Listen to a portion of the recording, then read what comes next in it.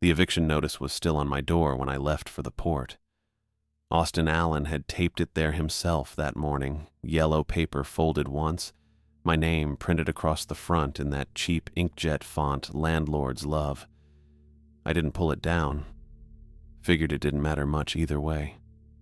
I had until the end of the month. That gave me 11 days to come up with $2,400, which was rent plus late fees plus whatever other line items Austin had worked into the balance. I didn't have it. Hadn't had it in weeks. My checking account was sitting at maybe $300, and my credit cards were all maxed or close enough that the difference didn't mean anything. So, yeah. I took the job. It wasn't a good job. Wasn't even really a clear job. Eli Tucker, my union contact, called me on a Tuesday and said he had an overnight maintenance slot at APM terminals if I wanted it, midnight to 8. Starts Thursday. I said yeah before he finished talking. Eli didn't ask if I was okay with the hours, or if I had transportation or any of that. He just said the pay was union scale, benefits kicked in after 90 days, and they needed someone who could handle basic industrial work without supervision. Then he texted me an address and a name. That was it.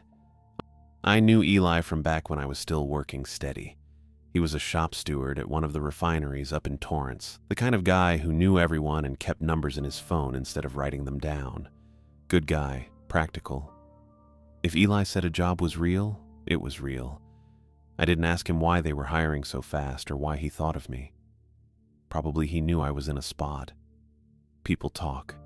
The refinery circuit isn't that big, and after my back went out, I'd been bouncing between temp gigs for almost a year. Word gets around. The back injury happened at a Chevron site in El Segundo.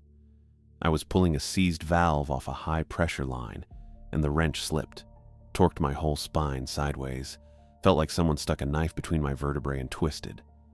I finished the shift because I'm an idiot, then spent 3 weeks flat on my couch eating ibuprofen and waiting for the workers' comp people to decide if they believed me.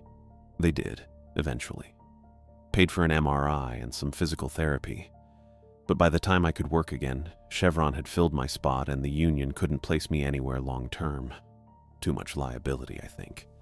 Once you're marked as someone who got hurt, supervisors start looking at you different. After that, it was just temp work. A week here, 4 days there. I fixed conveyor motors at a sorting facility in Carson. Did valve maintenance at a water treatment plant. Spent 2 months troubleshooting electrical panels for a contractor who paid in cash and didn't ask about my back. It was enough to keep the lights on mostly, but it wasn't steady, and steady was what I needed. Jenna left around the same time the temp work started. We'd been married 6 years, together for 8. She didn't make a big scene about it, just said she couldn't do it anymore. The money, the uncertainty, me lying on the couch every night too tired or too sore to talk. I got it. Didn't mean it didn't suck. She took the decent furniture and half the savings, which was fair since she'd been the one putting money into savings while I was busy getting my spine wrenched apart for $18 an hour. I kept the apartment because my name was on the lease and she didn't want it. That felt like a win until I realized I couldn't actually afford it on my own. Credit cards kept me going for a while. I'd float rent on a Visa, pay the minimum with whatever I made that month, then push the next month's rent onto a MasterCard. It worked until it didn't.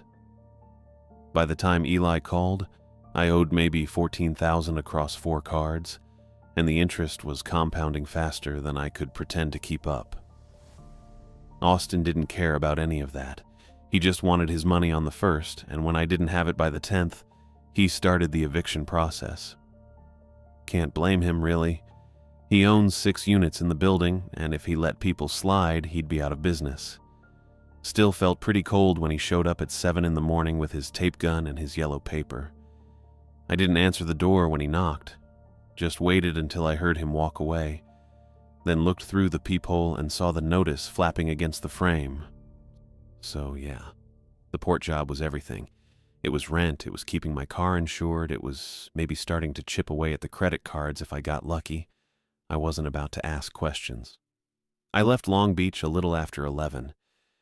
The port was only 15 minutes south, down Ocean Boulevard and onto Terminal Island. But I wanted to give myself time in case I got lost. I'd driven past the port a million times, but never actually gone inside. Just seen it from the freeway. Those huge cranes and container stacks stretching out toward the water. At night it looked different, bigger. The streetlights stopped at the gate, and past that it was just work lights and floods, everything washed out in white and shadow. The container stacks rose up on both sides of the road, taller than most buildings, just these perfect geometric walls of steel. Red ones, blue ones, some with Chinese characters stenciled on the side. They blocked out the sky. The cranes were worse. They sat along the berths like something out of a nightmare, huge and skeletal, their arms reaching out over the water. I could see a couple of them moving, lifting containers off a ship that was lit up bow to stern. It didn't look real. Looked like toys maybe, or models. But the sound was real enough. Metal scraping metal, diesel engines grinding, the low, steady hum of a place that didn't stop moving. I followed the signs toward berth 136, past a guard shack where a guy in a yellow vest waved me through without looking up, past truck lanes and stacks of chassis and a warehouse with its bay doors open, forklifts moving inside, nobody around, just machines. The HR trailer was tucked behind a chain-link fence near a row of parked vehicles. It was small, one of those portable units they drop onto job sites, white with a metal step and a dim light over the door. I parked in the gravel lot next to it and sat there for a second, engine running, trying to convince myself this was fine. It was fine. It was a job. Midnight to 8, union scale. Eli vouched for it. I turned the car off and got out. The woman inside looked tired. She was maybe 40, short, black hair tied back in a ponytail. She had a laminated ID clipped to her vest and a desk covered in paperwork that didn't seem organized in any particular way. She glanced up when I opened the door. "Help you?" "I'm Charles Nelson," I said. "Starting tonight, maintenance." She nodded and pulled a clipboard from the stack, flipped through a couple pages. "Yeah, Eli called it in. You got your ID?" I handed her my driver's license. She looked at it, typed something into a laptop that was older than my car, then slid a form across the desk. "Fill this out, front and back." It was the usual stuff: name, address, social security, emergency contact. I left the emergency contact blank because I couldn't think of anyone who'd actually answer. Jenna wouldn't. My parents were in Oregon and we didn't talk much. Eli maybe, but that felt weird. The woman didn't notice, just took the form back when I was done and stapled it to something else. Then she looked at me again, really looked, and her expression shifted a little. Not unfriendly, just careful. "Eli mentioned you had a back injury," she said. "Yeah, couple months ago. It's fine now. You get clearance from a doctor?" Workers' comp cleared me. That was technically true. They'd stopped paying for therapy, which I figured meant they thought I was good to go. She nodded slowly, didn't look convinced, but she didn't push it. "All right, you're going to be working with Maxwell Herman. He's lead electrician on the overnight. You report to him. He reports to me if there's a problem." "Got it." She reached into a drawer and pulled out a laminated card about the size of a credit card, handed it to me. "Read that. Those are the rules, non-negotiable." I looked at the card. It had maybe 10 lines of text, all in bold. "Stay within your assigned zone. Do not approach active cranes without clearance. Report all malfunctions immediately. Do not enter marked restricted areas. Stay off lane C after 0200. There were a few more, but those were the ones that stuck. The phrasing was weird. Not safety rules exactly, more like warnings. "Lane C?" I said. "You'll see it on the map Maxwell gives you. Just stay off it after 2. She said it flat, the way you'd tell someone not to park in a loading zone. "Why?" "Because those are the rules." I waited for more, but she just looked at me, not hostile, just done talking. "Okay," I said. She stood up and opened a cabinet, pulled out a yellow vest and a hard hat, handed them to me. Maxwell's out at berth 140, straight down the main road, left at the fuel depot. You'll see his truck. Thanks. I turned to go, but she said my name. I looked back. You need this job? She asked. Yeah. She nodded. Didn't say anything else. Just looked at me for a second, then sat back down and went back to her paperwork. I stepped outside, and the door clicked shut behind me. The air smelled like diesel and salt water. Somewhere in the distance, a crane was moving, its arms swinging slow across the sky. I got in my car and looked at the laminated card again. Stay off lane C after 0200. Weird, but not impossible. I figured every place had its own rules. I put the card in my pocket, started the engine, and headed toward berth 140. I sat in my car outside the HR trailer and pulled out the laminated card again. The overhead work lights were bright enough to read by, and I figured I should know what I was getting into before I met this Maxwell guy. The rules weren't numbered, just listed out in bold text, one after the other. Stay out of lane C between 02:17 and 02:19 hours. That was the one the woman had mentioned. Specific times, not just after 2 a.m. like she'd said. 2:17 to 2:19, 2 minutes. Weird window, but okay. If you find a container door unsealed and cracked open, close it and walk away. Do not look inside. I read that one twice. Close it and walk away. Don't look inside. That seemed pretty clear, I guess. Probably some liability thing. Customs issue, maybe. Never answer a handheld radio if the voice uses your full name. That one bugged me a little. Who else would be using the radios? And why would using my full name matter? I thought about asking the woman, but she'd already made it clear she wasn't going to explain anything. If you see water dripping upward beneath an active crane, locate the red disconnect and cut power immediately. Then walk to the nearest lit area and call this number. There was a phone number printed below that one. I didn't write it down. Figured the card would stay in my pocket. Water dripping upward. That had to be some kind of mechanical thing I didn't understand yet. Hydraulic pressure, maybe. Something that meant the crane was about to fail. Leave the facility at sunrise using the same gate you entered. Do not use alternate exits. Simple enough. In and out the same way. The last line was smaller, not bold. These rules are for your safety. Maxwell Herman has worked here for 3 years and will explain procedures as needed. Follow his lead. 3 years. That was decent tenure for contract work. I folded the card back into my pocket, started the engine, and pulled out of the gravel lot. The main road through the terminal was wider than I expected. 2 lanes in each direction, faded yellow lines, massive overhead lights every 50 feet or so. I passed stacks of containers on both sides. Reds, blues, whites, all of them marked with shipping company logos I halfway recognized. Maersk, Evergreen, Costco. The fuel depot was easy to spot. Big chain link fence, diesel pumps, a small booth that looked empty. I turned left and saw the truck almost immediately. It was a white Ford F-250, older model, parked near a low concrete building with a roll-up door.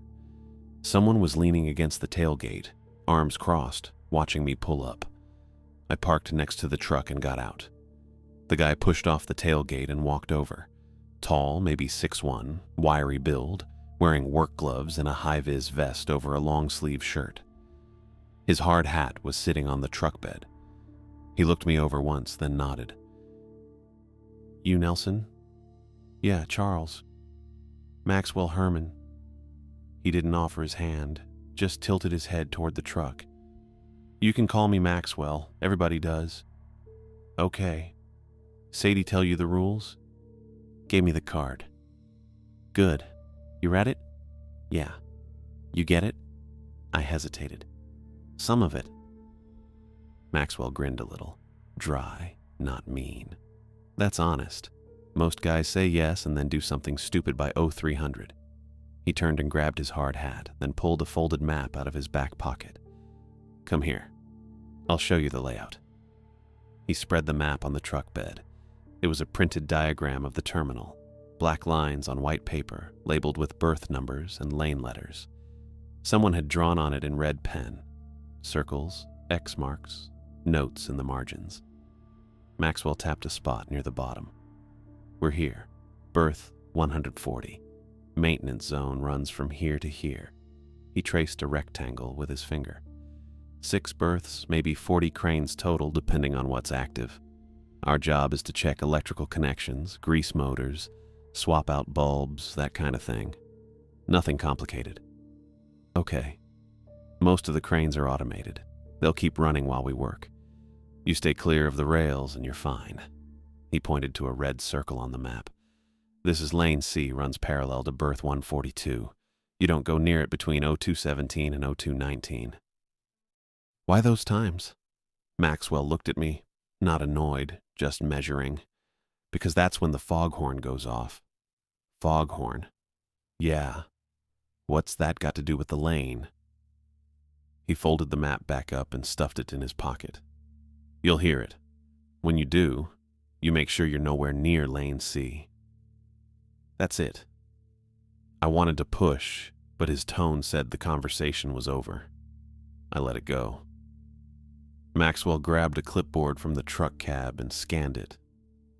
Tonight's light, couple bulb replacements, 1 motor inspection on crane 7, and a circuit check near the fuel line. Should be done by 0600 if nothing breaks. He glanced at me. Sadie mentioned you're back? Yeah. It good? Good enough. You tell me if it's not. I'm not carrying you out of here if you tweak it on a ladder. Fair. He tossed the clipboard back in the truck and pulled out a handheld radio, clipped it to his vest, then handed me a second one. Channel 3. You don't answer unless it's me or Sadie. Got it? Yeah. What's your full name? Charles Nelson. Anybody calls you that on the radio, you don't answer. You turn it off and you find me. I remembered the rule. Never answer a handheld radio if the voice uses your full name. Why? Maxwell slammed the truck door and locked it. Because that's the rules. He said it the same way the woman had. Flat. Final. We climbed into a maintenance cart, electric, 4 seats, flatbed in the back, loaded with toolboxes and coils of wire. Maxwell drove. He steered us down the main road, past the container stacks, toward a row of cranes lit up against the night sky. He kept talking as we rolled. Casual stuff. Complaints about seagulls nesting in the motor housings. A work order last month that had him replacing a breaker box that didn't need replacing. How the day shift always left the carts uncharged. But the whole time his eyes kept moving, scanning the rows, the service roads, the gaps between containers. I noticed it maybe 5 minutes in. The way he'd glance left, then right, then check the rearview mirror mounted on the cart. Not paranoid. Methodical. Guys on job sites did that sometimes when they were working near heavy equipment, staying aware. But there wasn't any active machinery near us, just stacked containers and empty road. It felt like he thought the yard was going to move when he wasn't looking. I didn't say anything, just watched the cranes get closer. We'd been working maybe an hour when I heard it. Low, deep, long. A foghorn. I stopped mid-reach for a wrench and looked around. The sound didn't come from the water. It came from inside the yard. Somewhere past the container stacks to our left. Maxwell was up on the crane platform with me, checking a junction box. He went still. The horn blew again. Same tone. Same length. I checked my watch. 2:17 a.m. Maxwell snapped the junction box shut, grabbed his tool bag, and headed for the ladder. We're moving. What? Now, Charles. Let's go. I followed him down. My back tightened on the last few rungs, but I ignored it. By the time I hit the ground, Maxwell was already in the driver's seat of the cart, engine humming. I climbed in and he took off. Not fast, steady, controlled. But he didn't slow for the turn and he didn't look back. What's going on? Lane C's that way. He jerked his chin toward the left. We're going this way. Because of the horn. Yeah. The horn sounded a third time, farther away now, or maybe quieter. Hard to tell. Maxwell kept his eyes forward. You're gonna feel it sometimes. A pull. Like you should go check something out, or maybe you heard someone calling for help. You ignore it. Ignore what? Whatever tries to get you to go toward lane C during the horn. I looked at him. His jaw was tight, hands steady on the wheel, but his shoulders were tense. You're serious. Dead serious. The horn cut off. Silence dropped back over the yard. Just the hum of the cart and the distant clank of a crane unloading somewhere in the active section. Maxwell exhaled. Didn't say anything. I tried to make it make sense. Workplace superstition. Every site had some. Don't walk under a suspended load. Don't whistle in a refinery. Don't use the north bathroom after midnight because the plumbing's shit and nobody wants to fix it. But the timing was exact. 2:17. The woman had known. Maxwell had known, and he'd moved fast. I settled back in the seat and watched the container rows slide past. We were rolling deeper into the yard now, past berths I didn't recognize, under cranes I hadn't seen yet. The horn stuck with me, the way it felt. Not like a warning, like something opening. I kept my mouth shut and my hands on the rail as Maxwell drove us further into the night. The radio clipped to Maxwell's vest made a sharp beeping sound around 02:45. He pulled it off and held it close to his ear. I couldn't hear what the voice said, but Maxwell's jaw tightened. He thumbed the transmit button. Copy, en route. He shoved the radio back on his vest and pointed at the cart. Reefer alarm at Crane 5. Breaker trip probably. I grabbed my tool bag and climbed in. Maxwell was already driving before I'd settled into the seat.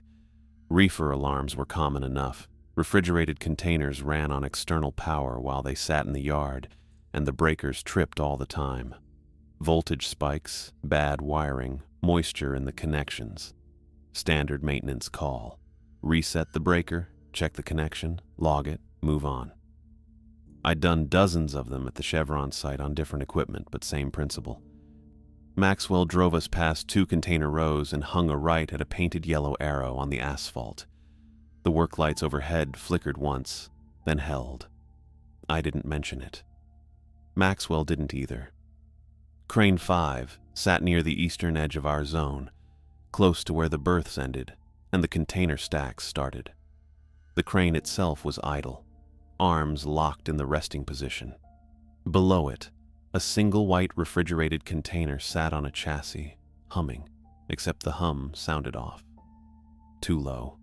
The kind of sound a motor makes when it's not getting enough power or the compressor's struggling. Maxwell parked the cart 10 feet back and killed the engine. He didn't get out right away. Just sat there, hands on the wheel, scanning the area. Left, right, behind us. I waited. Figured he was doing his thing. Finally, he climbed out and walked toward the container. I followed, tool bag slung over one shoulder. My back was tight from the earlier ladder work, but it wasn't bad. Just a reminder. The container had a standard reefer unit mounted on the front end, big rectangular box with vents and a control panel. The panel was lit, which meant it had some power. The readout showed 18 degrees Celsius, too warm for a refrigerated load. The breaker box sat on a pole about 3 feet from the container, mounted at chest height. Maxwell opened it and checked inside. He didn't say anything, just stepped back and gestured for me to look. I leaned in. The breaker was tripped, just like the work order said. Simple fix. Flip it back, check the load, make sure it holds. I reached for it, then stopped. Something felt off. Maxwell was already walking around the side of the container. I followed him. That's when I saw it. The container door wasn't sealed. The metal bolt that should have been locked down with a custom seal was loose, and the door sat open maybe half an inch. Just a finger width. Enough to see the gap, but not enough to see inside. I stopped walking. Maxwell kept going, circling to the back. The seal was missing entirely. Not broken. Missing. The bolt where it should have been was clean. No scratched metal, no torn plastic tag, nothing. It looked like someone had just removed it. Maxwell came back around and stood next to me. He stared at the gap for a few seconds, then looked at me. "See it?" he said. "Yeah, no seal." "Right." I looked at the door again. The gap bothered me. If the door was open, the refrigeration wouldn't hold. Warm air would seep in, spoil the load, cost someone a lot of money. The breaker might have tripped because the unit was working overtime trying to cool the whole damn yard. My brain went into mechanic mode, fix the problem, close the door, reset the breaker, log the missing seal for the day shift to handle with customs. Standard procedure. I'd done it 100 times in different contexts. You see something wrong, you fix it. That's the job. I stepped toward the door and reached for the handle. Maxwell's hand clamped around my wrist. Hard. Not rough, but solid. The kind of grip that meant stop right now. I froze. He didn't say anything, just held my wrist and stared at the door. Then he let go, took one step forward, and kicked the door shut. The bang echoed off the container stacks behind us, loud and sharp in the quiet. The handle latched. The gap disappeared. Maxwell stepped back, pulled a rag from his pocket, and wiped his glove off. He didn't look at me. "Don't touch those," he said. "It was open. I know what you were doing." He shoved the rag back in his pocket. "You were fixing it. Doing the normal thing. That's the problem." I didn't say anything. Maxwell turned and looked at me then. His face was calm, but his eyes weren't. Missing seals are bait. Bait for what? Doesn't matter. You see a container with no seal and the door open. You don't touch it. You don't look inside. You close it from the outside, log it, and walk away. He pointed at the door. You stick your head in there, you might not pull it back out. Or you do, and then you're part of the problem. Part of what problem? Maxwell didn't answer. He walked back to the breaker box, flipped the breaker, and waited.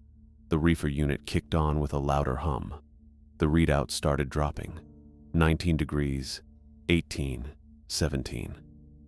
He watched it for another 10 seconds, then closed the breaker box and latched it. "Log it as a tripped breaker and a missing seal," he said. "Nothing else." He walked back to the cart and climbed in. I grabbed my tool bag and followed. My wrist still felt the pressure from his grip. We drove back toward the shop in silence. I kept thinking about the gap in the door, about reaching for it, about how automatic that had been. See a problem, fix a problem. Except here that instinct was wrong, and I didn't know why. Maxwell wasn't going to explain it either. He just kept driving, eyes forward, scanning the rows. The shop was a low concrete building near the fuel depot where we'd started the shift. Maxwell parked outside and killed the engine. "Need to grab a replacement sensor," he said. "One of the breaker cabinets near the water has been throwing errors." I followed him inside. The shop was bigger than it looked from outside. Long fluorescent lights overhead, metal shelving units along both walls stacked with parts, wire spools, tools. A workbench sat in the back, covered in disassembled equipment I didn't recognize. Everything smelled like grease and electrical burn and old coffee. Maxwell walked to the third shelf and started sorting through small cardboard boxes. I set my tool bag down near the door and leaned against the wall. My back was complaining a little, so I shifted my weight. That's when my radio crackled. Not Maxwell's. Mine. The voice came through clear and even. "Charles Nelson, please respond." I reached for the radio on my belt. Maxwell's head snapped toward me. "Charles Nelson, we need you at Lane C for a supervisor check. Please confirm." My thumb was on the transmit button. The voice sounded official, calm, the kind of tone you heard from dispatch or site managers. It felt automatic to answer. Confirm and comply. That's what you did. Maxwell crossed the shop in 3 steps and yanked the radio off my belt. His fingers found the battery pack and ripped it out. The voice cut off mid-word. I stared at him. He held the radio in one hand and the battery in the other. What did Sadie tell you? Don't answer if someone uses my full name. And what were you about to do? I didn't answer. My thumb still tingled where it had been pressing the button. Maxwell shoved the battery into his pocket and handed me the dead radio. The port learns names from paperwork. HR intake, work orders, union records. It uses them to get obedience. He stepped back and pointed at the radio. You hear your full name, you don't answer. You don't confirm. You turn it off and find me. That's the rule. Who was that? Doesn't matter. It sounded like dispatch. It wasn't. I clipped the dead radio back onto my belt. It felt heavier now. What happens if I answer? Maxwell turned and walked back to the shelves. You end up where they tell you to go, and then you don't come back, or you do, and you're different. He found the sensor he wanted and pulled it from the box. Either way, you're not you anymore. He walked past me toward the door. I grabbed my tool bag and followed. We spent the next 2 hours on routine work. Yard lights first, replaced 4 bulbs in the overhead standards along the main road, 2 of which had been out for weeks, judging by the rust in the sockets. Then breaker cabinets. Maxwell showed me how to check voltage on the terminal connections, how to spot corrosion before it caused a fault. We logged everything on his clipboard. He didn't talk much except to give instructions. I didn't ask questions. The work felt normal. Wrenches, wire, connections. Stuff I knew how to do. My hands remembered the motions, and my back held up well enough. A couple times I felt that tightness in my lower spine, but it passed. I kept moving, kept working, but the wrongness sat underneath it all. The missing seal, the voice on the radio, the foghorn from earlier, Maxwell's constant scanning, the rules that didn't make sense but were non-negotiable. It felt like working on equipment that looked fine from the outside but had something broken inside. Something you couldn't see until you opened it up. Except here. Opening things up was exactly what you weren't supposed to do. We finished the last breaker cabinet around 4:30. Maxwell closed the panel and latched it, then checked his watch. He looked tired. Not sleepy tired. The other kind. 2 more on the list, he said. Relay check at berth 142 and a motor inspection on crane 9. Should be done by 6, if nothing else breaks. I nodded. The sky was still dark overhead, but it had that feeling like it was thinking about changing. Another hour, maybe 2, and the sun would start coming up. Maxwell climbed into the cart. I got in next to him.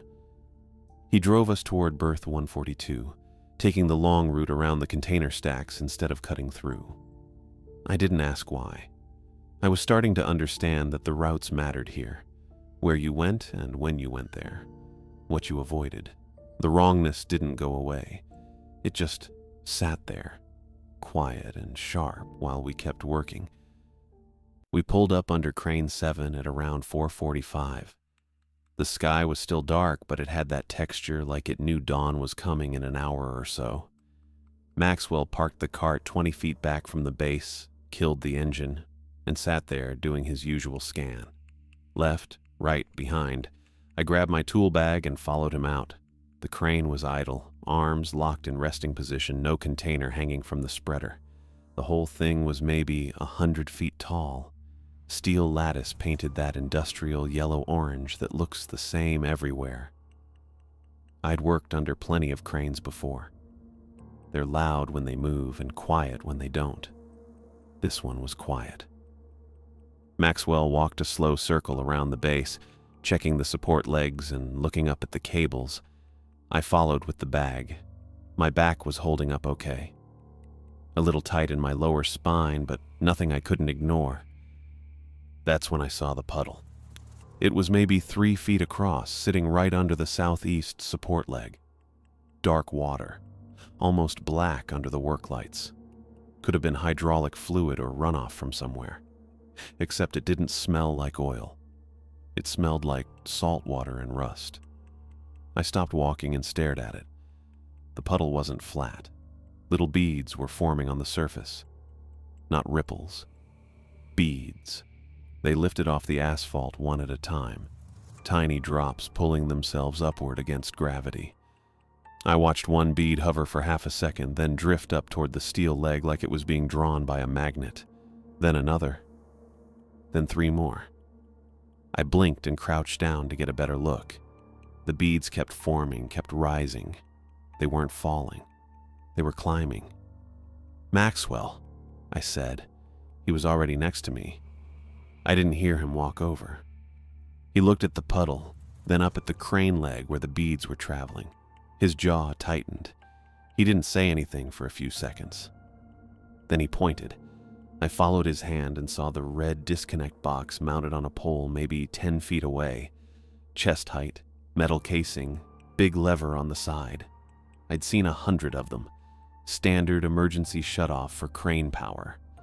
The laminated card in my pocket suddenly felt heavier. "Cut it," Maxwell said. I stood up, walked to the disconnect, and flipped the lever down.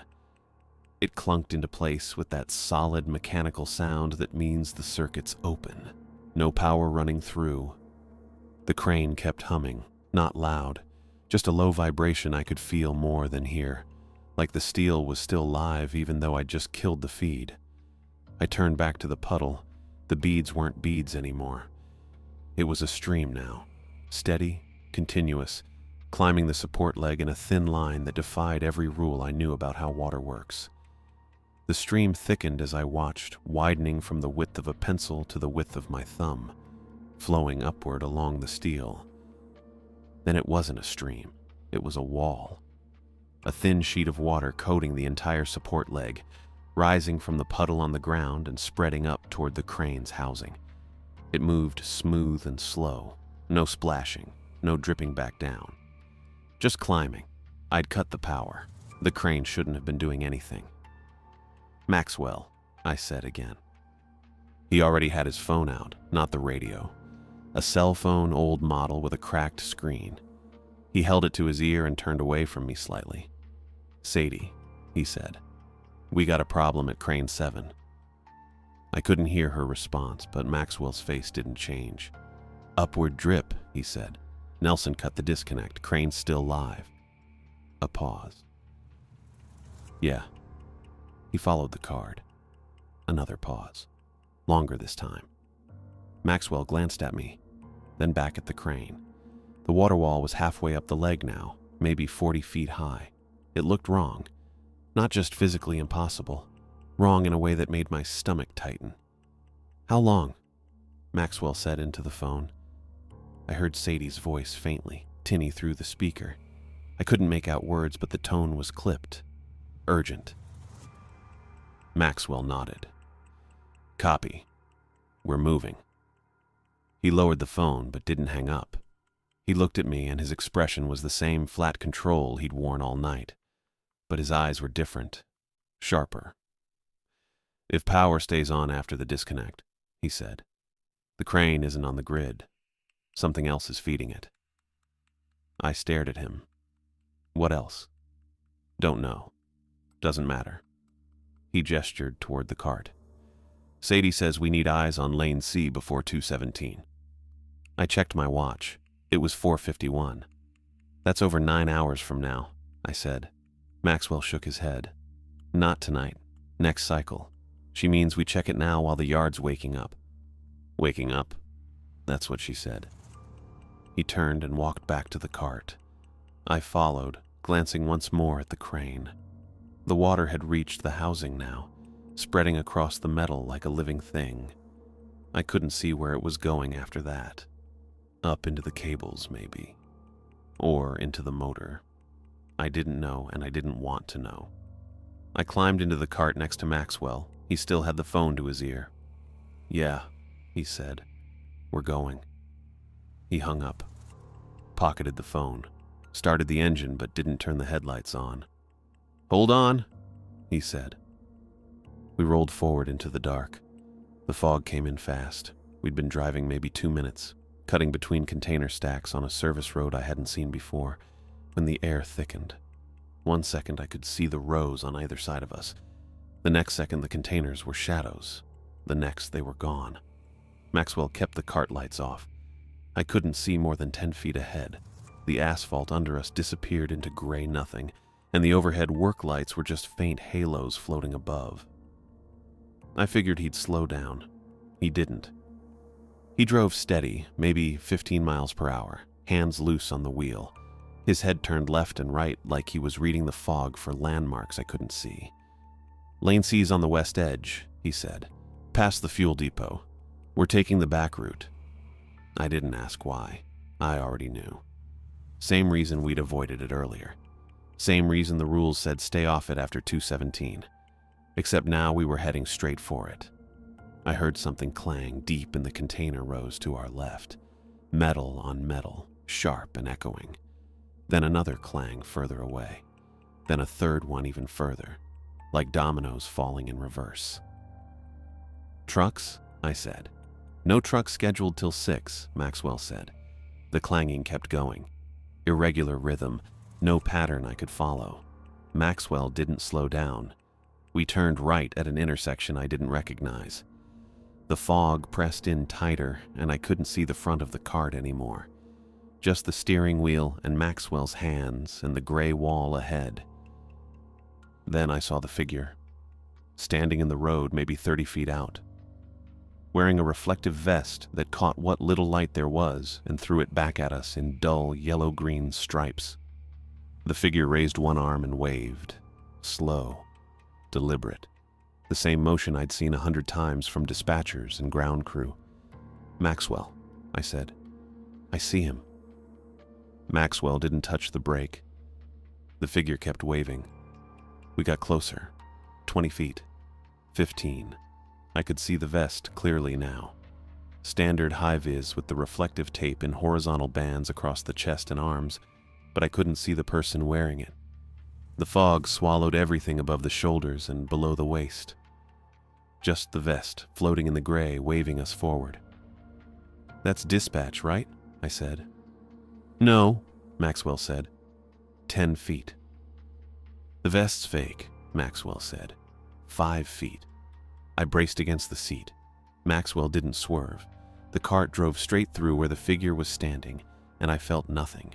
No impact, no resistance. Just fog closing behind us and the road continuing forward into more gray. I turned and looked back. The vest was still there, waving, getting smaller as we drove away. Then the fog swallowed it, and it was gone. Maxwell kept driving. "Don't look back," he said. I faced forward and kept my hands on my knees. The clanging in the container rows got louder. The cart rolled forward maybe another 30 feet before the engine just quit.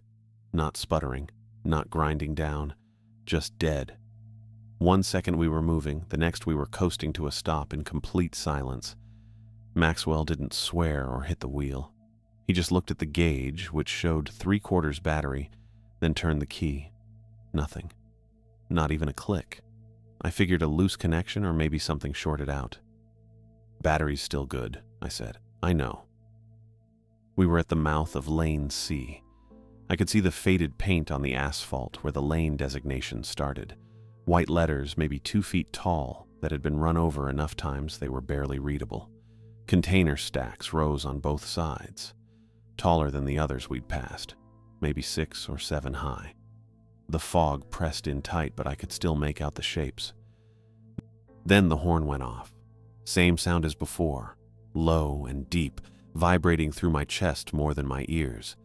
But this time it wasn't distant. It came from inside the stacks, somewhere to our left, maybe 50 feet back. Like someone had mounted a foghorn between containers and aimed it straight at the lane. I checked my watch, 2:17. Maxwell was already out of the cart. He didn't say anything, just stood next to the driver's side door with his hand on the frame, scanning the stacks. The horn sounded again, same tone, same length. I felt it in my teeth. "We need to move," I said. "Cart's dead. Then we walk." Maxwell didn't answer. He was looking past me, toward the far end of Lane C where it disappeared into fog. His jaw was tight.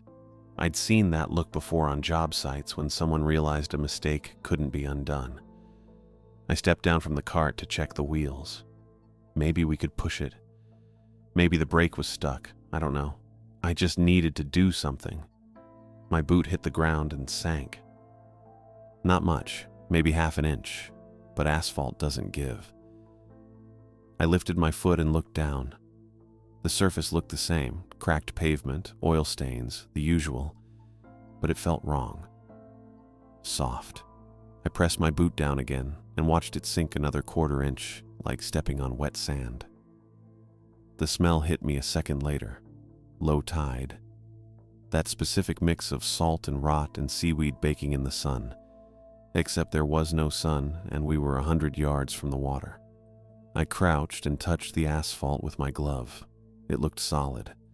Felt solid too at first. Then my fingers pressed through the surface and I felt wetness underneath. Cold. Gritty. Maxwell. He was beside me before I finished saying his name. He looked at the ground where my hand was, then at the cartwheels, which had sunk maybe an inch into the asphalt. He straightened and backed up 2 steps onto pavement that didn't give. "Stay on the edges," he said. I pulled my hand back and stood. My glove was dry. No water, no sand, just the feeling of it still on my fingers. The horn went off a 3rd time, and I reached for my phone. Not the radio. The actual phone in my pocket, the one I hadn't used all shift because there was no one to call. But security had a number. Dispatch had a number. Someone had to know what was happening in Lane C at 2:17 in the morning. I got the phone halfway out before Maxwell's hand closed over mine. "Don't. We need to call someone. Security uses radios," Maxwell said. "Same system as dispatch, same frequencies." I looked at him. So radios are how the yard talks back. He let go of my hand and I slid the phone back into my pocket. The horn had stopped.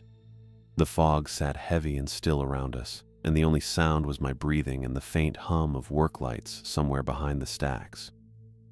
Maxwell started walking along the edge of Lane C, staying on the solid pavement where it met the container row. I followed, keeping my boots on firm ground. The smell didn't fade. If anything, it got stronger, like the lane was soaking up seawater from below. We made it maybe 20 feet before I saw the container. It was on the bottom row of the left-hand stack, about chest height on a chassis. Standard 40-footer, blue paint with white Maersk lettering. The door was open, not wide, just cracked, maybe an inch. No seal. I stopped. Maxwell kept walking, then realized I wasn't with him and turned back. "Don't," he said. "I'm not going to look inside." "Good." I walked up to the container and grabbed the door handle. Cold metal, rough with salt corrosion. I pulled it shut in one smooth motion and heard the latch catch.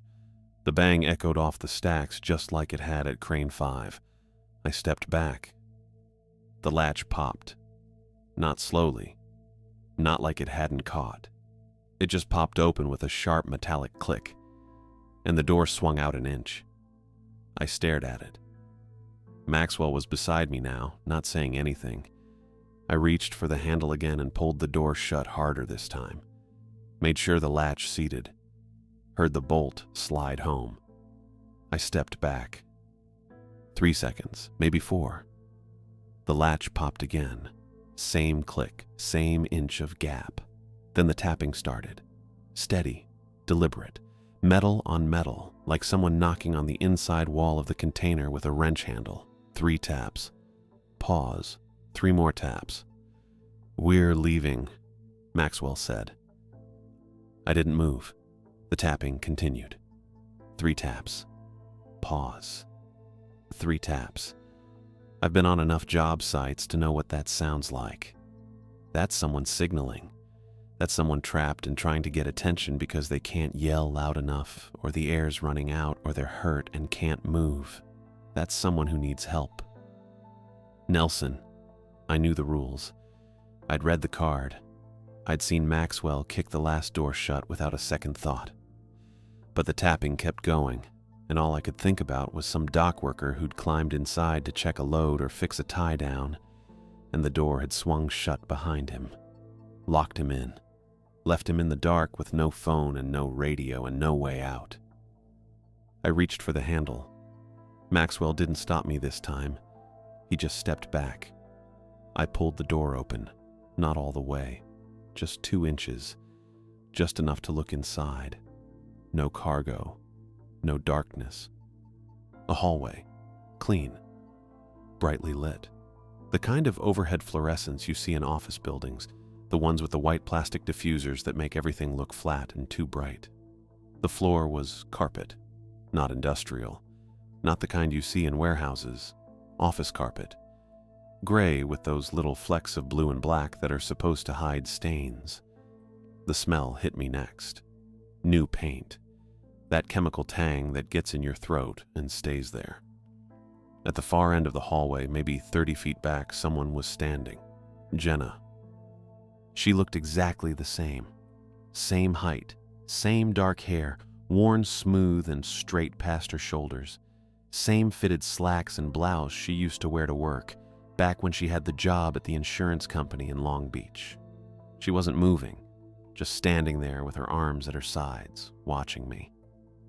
"Charles," she said. Her voice sounded close, too close for 30 feet, like she was standing right on the other side of the door. "You can step inside," she said. "It's safe." I didn't move. My hand was still on the door handle. The metal was warm now, not hot, just warm, like it had been sitting in the sun. "The debts will stop," Jenna said. "The eviction, all of it. You just have to come inside." She wasn't smiling.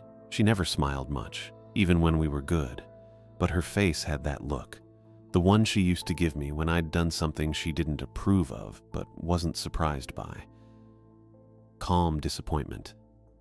"You don't have to stay out there," she said. I leaned forward, not stepping, just leaning, trying to see past her, down the hallway, trying to figure out what the hell I was looking at. That's when I saw the floor. The carpet was wet. Not soaked, not puddled, just a thin layer of water covering the entire surface, reflecting the fluorescent lights above. It looked like the hallway had been underwater and someone had drained it 5 minutes ago. Water was still dripping from the ceiling tiles, slow drops, falling one at a time, hitting the carpet without a sound. Jenna was standing in it. The water came up maybe half an inch over her shoes. She didn't seem to notice. Maxwell's hand locked around my arm and yanked me back hard enough that my shoulder popped. The container door slammed shut with a bang that rang off every stack in the lane. I stumbled into him and caught myself on the cart frame. The foghorn stopped. Just cut off mid-note. Not a fade. Not a wind down. Gone.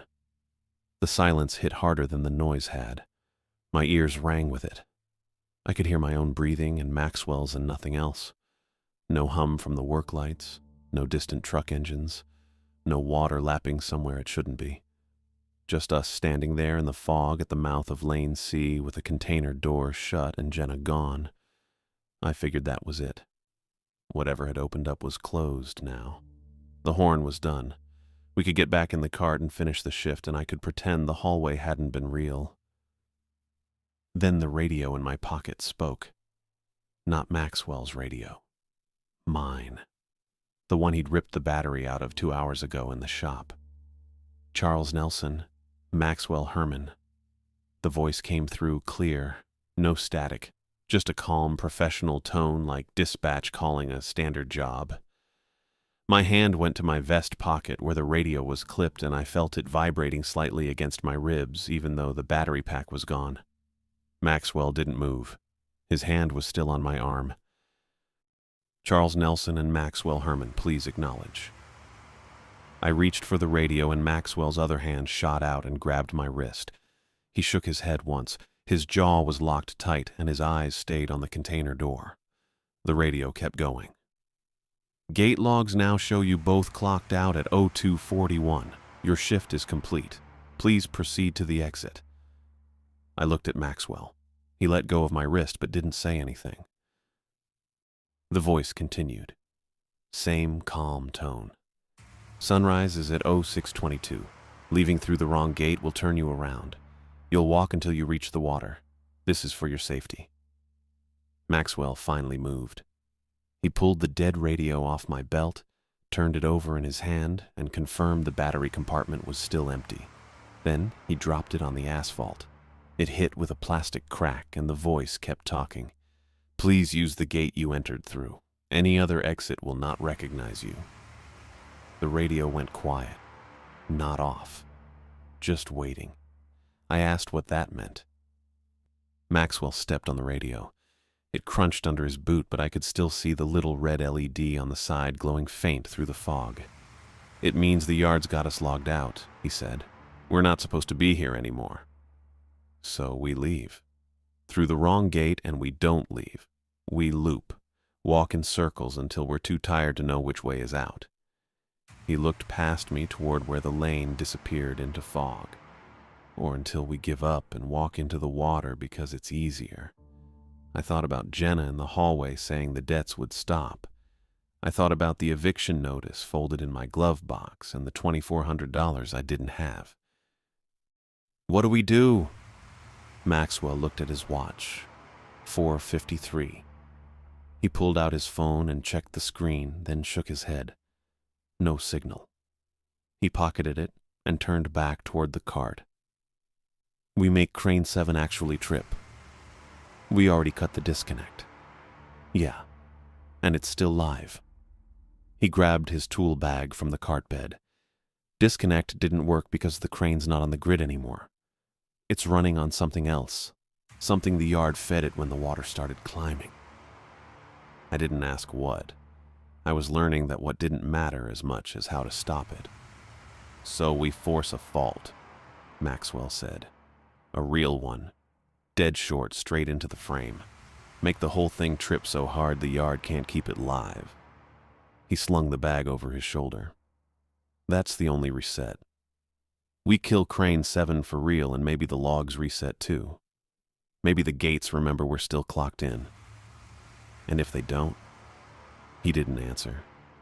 He just started walking back the way we'd come, boots crunching on solid pavement at the edge of the lane. The fog was still thick, but the smell had faded. Just regular salt air now. I grabbed my own bag and followed. We passed the container I'd opened. The door was shut tight. No gap, no tapping. I kept walking. Maxwell moved fast but careful, checking each turn before committing, scanning the stacks like he expected them to shift. I stayed close. My back was holding, but I could feel the tightness creeping into my lower spine again. Probably from Maxwell yanking me back. Probably from the cold and the damp and 4 hours of work on a body that wasn't quite healed. We turned left at an intersection I didn't recognize, and I saw the service signs. They were standard port directional signs, yellow metal with black arrows and berth numbers stenciled on. One pointed right toward berths 138 through 142. Another pointed left toward the fuel depot. A third pointed straight ahead toward the admin lot. I looked at the right-hand sign showing berths 138, 142. That was where we needed to go. Crane 7 was at berth 140. Maxwell stopped and checked his map. He unfolded it and held it under one of the overhead work lights that had started glowing again now that we were out of Lane C. He traced a line with his finger, looked up at the signs, then back at the map. This way, he said, and turned left toward the fuel depot. I asked if Crane 7 wasn't to the right. Map says left. I looked back at the sign. The arrow pointing right still said berths 138, 142 in clean black stencil. We walked 20 feet and I glanced back again. The arrow was pointing left now. Same sign, same stencil, just reversed. I faced forward and didn't look again. Maxwell kept the map out and checked it every 30 seconds. The fog was thinning. I could see container stacks again and the glow of work lights further down the rows. We passed the fuel depot and turned right, and I recognized the road. This was the main terminal road, straight shot to berth 140, except there was a gate across it, not a permanent gate. A chain link panel on wheels, the kind they use for temporary closures. It was padlocked to a post on one side and stretched all the way across both lanes. A red and white sign hung from the center. Road closed. Use alternate route. Maxwell stopped 10 feet back. He checked the map again, then looked left and right. No alternate route, just container stacks on both sides.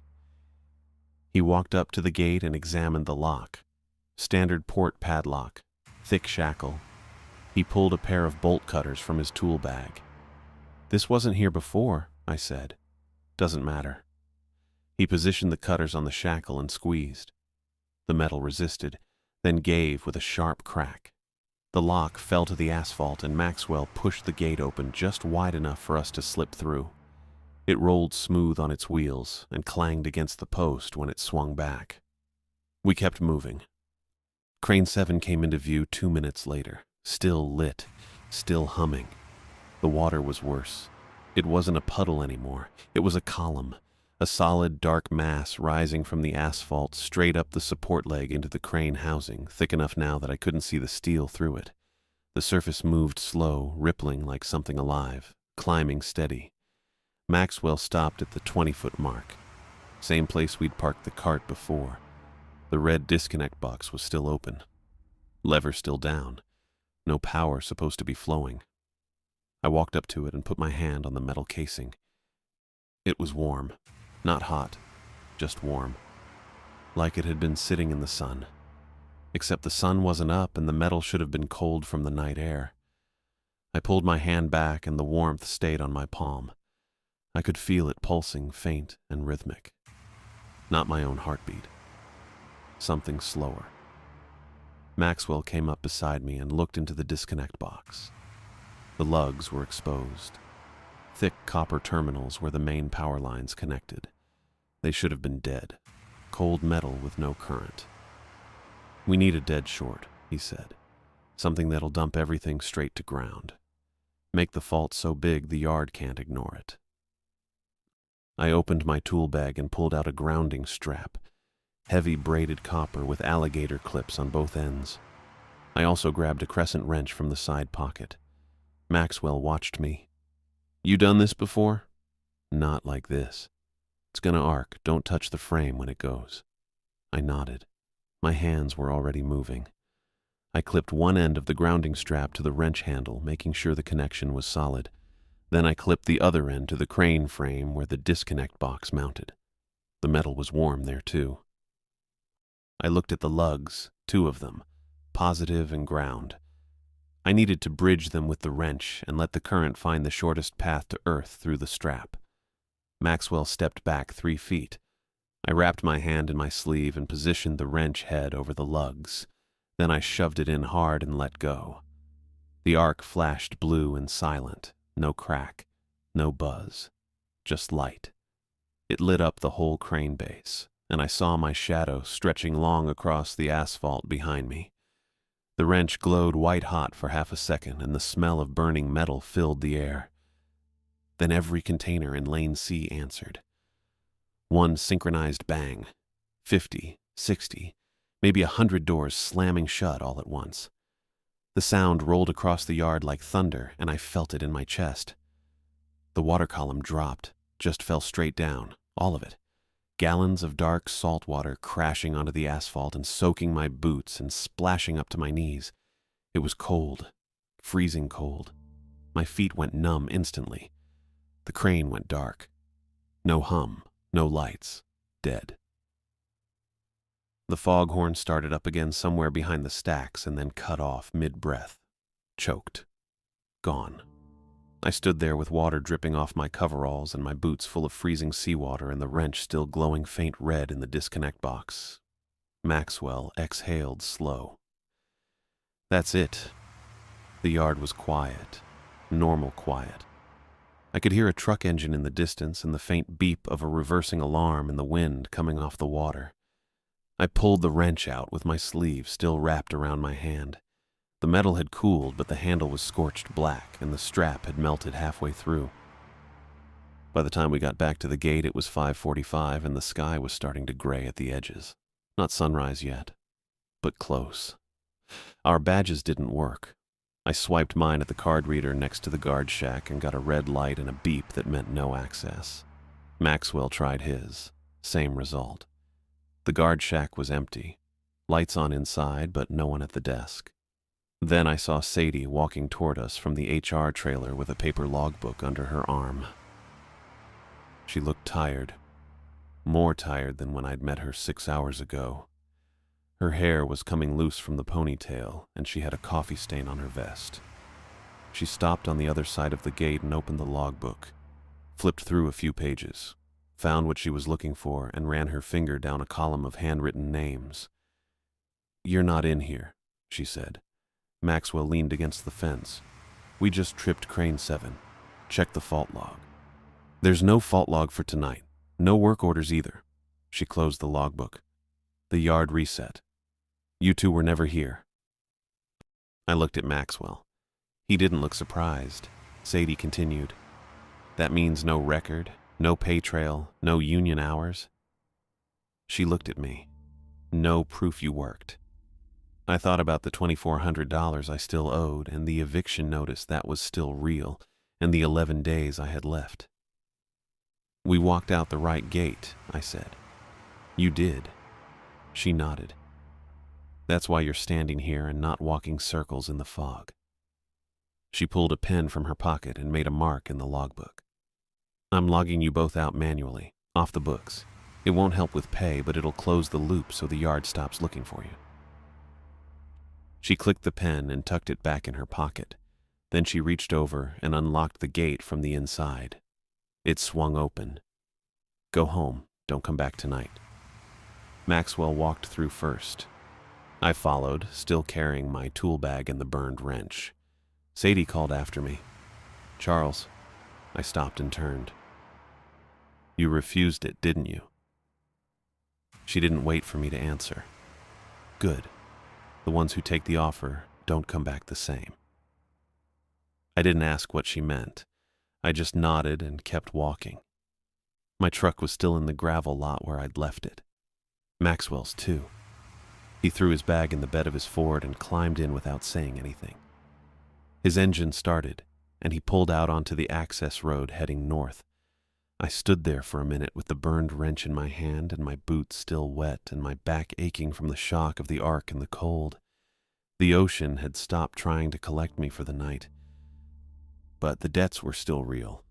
The eviction was still real. I'd refused the hallway, and now I had nothing to show for 6 hours of work, except a ruined wrench and wet socks.